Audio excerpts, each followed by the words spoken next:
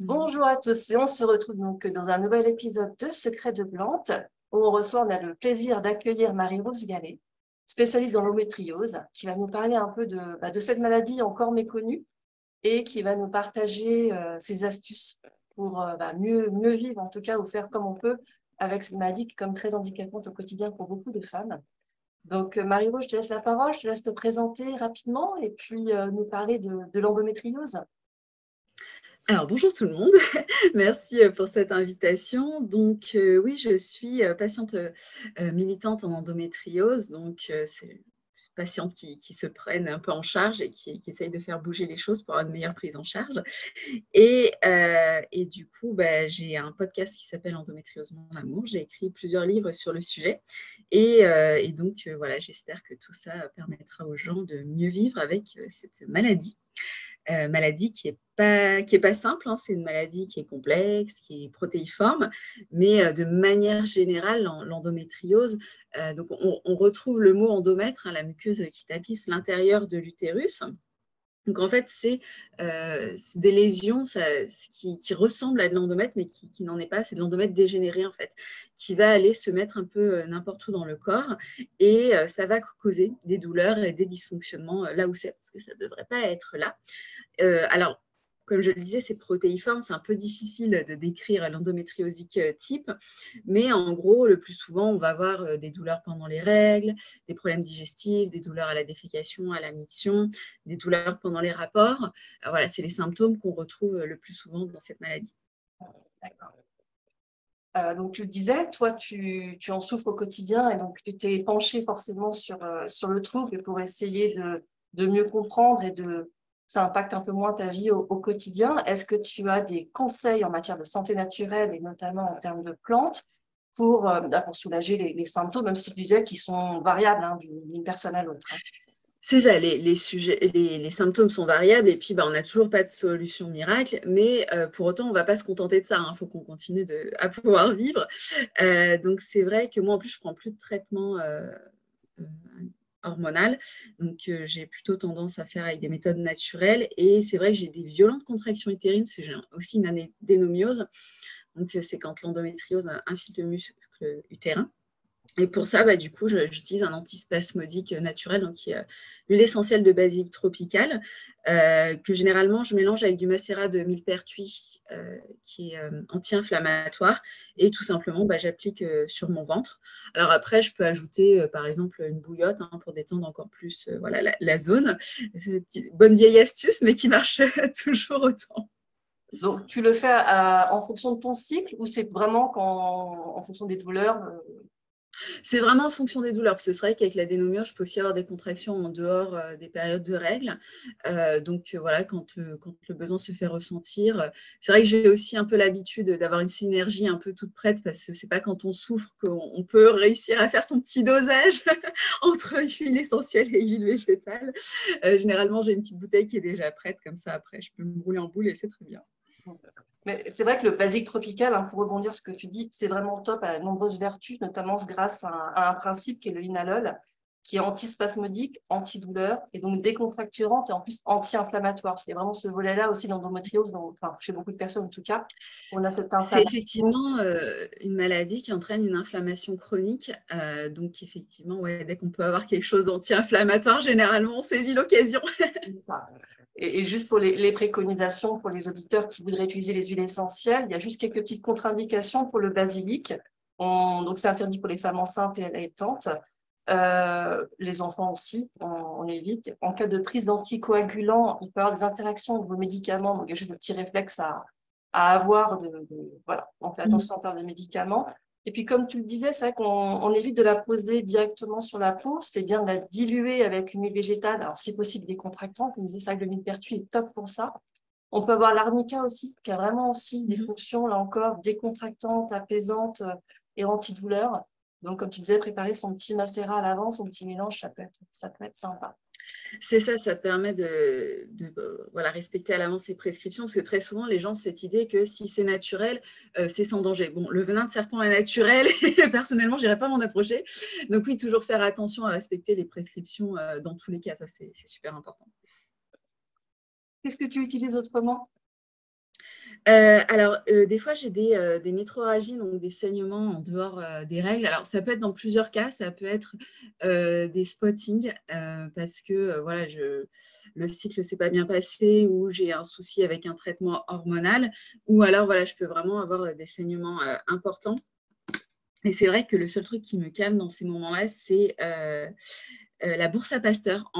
Alors maintenant, ils s'appellent plus ça de la teinture mère, je crois qu'ils s'appellent ça des extraits hydroalcooliques. Oui, voilà, c'est là qu'on s'est conservé dans de l'alcool, en fait, hein. C'est vrai que C'est c'est une ça. plante fraîche ou sèche qui, est conservée dans l'alcool pour pas que ça fermente.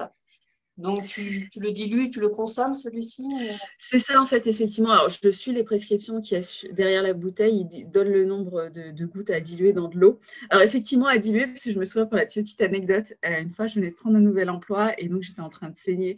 Et en fait, entre deux dossiers, l'air de rien, je connaissais pas les lieux et puis en fait ma collègue était en train de m'expliquer un truc, donc en fait j'ai pris un shot de bourse à Pasteur à la bouteille et effectivement c'est dilué dans l'alcool parce qu'après j'étais Amélie la cafette. Voilà, donc je suis fait un petit shot l'air de rien au bureau, c'était assez extraordinaire, donc je confirme à diluer dans l'eau. Ouais, c'est ça. Ça glace aussi, parfois ça peut être des traitements du coup plus sur la durée pour travailler sur le terrain, j'imagine. Donc ça, c'est des gouttes à diluer dans un verre d'eau à prendre, soit du coup là, selon le cycle ou pas. C'est ça qu'au-delà de l'endométriose, c'est vrai que pour tout ce qui est règles abondantes ou même syndrome prémenstruel, ça peut être intéressant pour plus largement. Et puis donc elle est vraiment très intéressante pour aider à réguler les saignements ou même cicatrisant et arrêter les saignements. Donc c'est vrai que c'est top pour ça. D'autres petites astuces autrement en santé naturelle? Donc, tu disais la bouillotte. Ouais, la bouillotte, c'est bête et méchant, mais déjà, il y a plusieurs facteurs. La chaleur, ça va détendre les muscles, donc quand on a des contractions, ça, c'est quand même cool. Ouais. Et puis, en fait, c'est de la neurologie de base, c'est-à-dire que passer une certaine température, en fait, le message de douleur ne remonte plus au cerveau, en fait. On bloque les nerfs nocicepteurs. Donc, c'est bête et méchant, hein, c'est vraiment de la neurologie de base, mais tant que ça marche. Mais là aussi, faire attention, hein, on ne met pas de l'eau bouillante dans sa bouillotte. On met une protection autour parce que sinon, on se retrouve avec une brûlure de chaufferette. C'est pas ce qui est recherché, hein, on déplace le problème. Donc là aussi, quand même, toujours faire attention. Encore une fois, c'est pas parce que c'est naturel qu'on peut y aller sans réfléchir. Et puis là aussi, un truc bête et méchant, mais le massage du ventre. Faut savoir qu'en fait, le corps, face à cette inflammation chronique, tout ça, il va essayer de se défendre, mais bon, il ne sait pas trop comment faire. Et il va créer des adhérences, ce qui va être problématique pour deux points. Déjà, les organes, ils sont censés bouger tranquillement dans le ventre en fonction de leur cycle de fonctionnement, de glisser les uns les autres. Et une adhérence, en fait, c'est un peu comme du chewing-gum étiré, hein, qui est transparent. Et en fait, ça va coller les organes entre eux. Donc déjà, ils ne peuvent plus se mouvoir comme ils devraient tranquillement. Donc déjà là, ça peut entraîner des dysfonctionnements, ça peut entraîner des douleurs. Et puis, ça va aggraver l'inflammation. Du coup, c'est un cercle vicieux. Et puis, il y a aussi un autre phénomène, c'est qu'avec le temps, ces adhérences, elles vont se durcir. Or, en fait, là-dedans, c'est censé être tout mou. Hein. C'est censé voilà, être mou et ne pas être durcir. Et quand ça devient dur, c'est douloureux. Donc, en fait, de se masser le ventre, tout simplement, voilà. Alors, soit avec une huile, soit avec, moi, tout simplement, je prends du beurre de karité. Le tout, c'est que ça glisse. Et de faire un massage circulaire autour du nombril, dans le sens des aiguilles d'une montre. Ça permet de redonner de la mobilité aux organes et puis d'assouplir les adhérences, donc du coup de limiter les douleurs et l'inflammation. Ouais. Est-ce que tu as changé des choses dans ton alimentation aussi, justement, pour peut-être réduire l'inflammation ou, Alors, non, parce que déjà, il y a deux phénomènes. C'est-à-dire que moi, j'ai passé 15 ans à manger le régime parfait, tout ce qu'il fallait, pas de trucs chimiques, pas de sel, pas de machin. Et dans l'idée que la santé passe par l'alimentation, et là-dessus, le diagnostic d'endométriose est tombé. Donc, je me suis dit, putain, en fait, ça fait 15 ans que je me prive de burgers pour être quand même malade. Du coup, j'ai un peu dit fuck off le régime. Et surtout, en fait, moi, je vais fonctionner à l'inverse des autres. C'est-à-dire qu'un burger, du fromage, ça va passer crème. Par contre, si je mange de la salade, 2 heures après, c'est foutu, je suis malade comme un chien. Tout ce qui est pot de poivron, pot de tomate, là, l'été, je souffre parce qu'on a envie de salade et c'est super bon et tout. Des pots de poivron et pots de tomate, mais au secours, c'est horrible. Ça devrait être interdit par la loi. tu as les fibres qui vont peut-être renforcer l'irritation au niveau intestinal Allez, pour irriter, c'est irrité. C'est vraiment l'impression qu'on met de la javel dans les intestins et puis je suis malade pendant des heures. Après, je pars dans la salle de bain. Adieu, on se revoit dans quelques années. Donc voilà, mais en fait, l'idée là encore, c'est vraiment, il n'y a pas de solution miracle en fait actuellement pour l'endométriose. Donc l'idée, c'est vraiment de connaître comment on fonctionne. Et si la voisine, elle se porte mieux en arrêtant le fromage, c'est cool, mais sinon, on a besoin d'arrêter la salade verte, genre moi, la salade frisée, des trucs comme ça, c'est trop acide. Voilà, l'idée, c'est vraiment d'avoir un protocole sur mesure qui nous corresponde à soi. Ouais. Super. Merci en tout cas pour tous ces conseils, déjà, ces astuces que tu as pu pratiquer. Même si on en parle de plus en plus, l'endométriose, pour beaucoup de femmes, c'est comme le parcours du combattant entre le diagnostiquer, le faire reconnaître et puis après apprendre à vivre avec en fonction de soi. Est-ce que toi, tu aurais à recommander à nos auditrices peut-être des ressources, peut-être vers qui se tourner pour justement pour collecter cette information et pouvoir échanger? Alors déjà, pour ce qui est vraiment d'un suivi médical, je vous recommande plutôt les associations régionales. C'est les associations nationales, elles vont être, voilà, tout ce qui va être débat avec les ministères pour faire évoluer la formation des soignants, des choses comme ça. Mais c'est vrai que les associations régionales, celles qui sont vraiment le mieux implantées sur le territoire et qui ont du coup le meilleur carnet d'adresses, ça c'est la petite astuce. Et sinon, pour ce qui est vraiment de connaître les bases, dans les livres que j'ai écrits, il y a Endométriose, poser tes questions, qui est un peu le starter pack pour comprendre l'endométriose. Voilà, les 20 questions essentielles sur ce sujet. Donc, pour démarrer, c'est pas mal. Et puis, il y a aussi tout le volet psychologique, parce que c'est même essentiel, j'ai envie de dire, de comprendre ce qui se passe dans son corps et ce qu'on peut mettre en place. Mais il y a aussi voilà, comment on vit ça psychologiquement, les soucis que ça va entraîner au travail, dans ses relations, tout ça.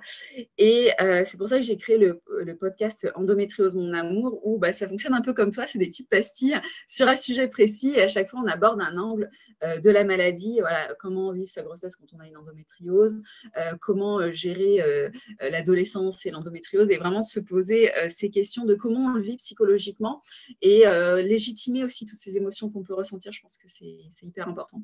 Ouais, carrément. Donc, si on veut retrouver toutes ces ressources, donc c'est ton podcast essentiellement, Endométriose mon amour. Tes Ouais. livres, où est-ce qu'on peut les trouver? Tu as un site internet ou quelque chose en librairie? Alors, vous me retrouvez sur les réseaux sous le tag Super Endo Girl, donc là pour retrouver un petit peu tout. Et sinon, commandez-les à votre petit libraire de quartier, comme ça on maintient les commerces de proximité et tout le monde est content.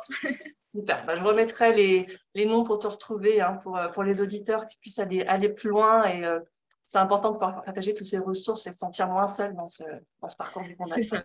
Je pense que c'est hyper important. C'est bête, mais quand on se dit « Ah ouais, je ne suis pas la seule à traverser ça », c'est un réconfort. Ouais, carrément.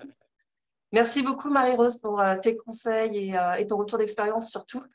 Je te remercie du coup d'avoir accordé un peu de temps à Secret de Plantes. Merci aux auditeurs pour ce moment et puis on se retrouve bientôt dans un nouvel épisode de Secret de Plantes. À bientôt. Au revoir. Au revoir.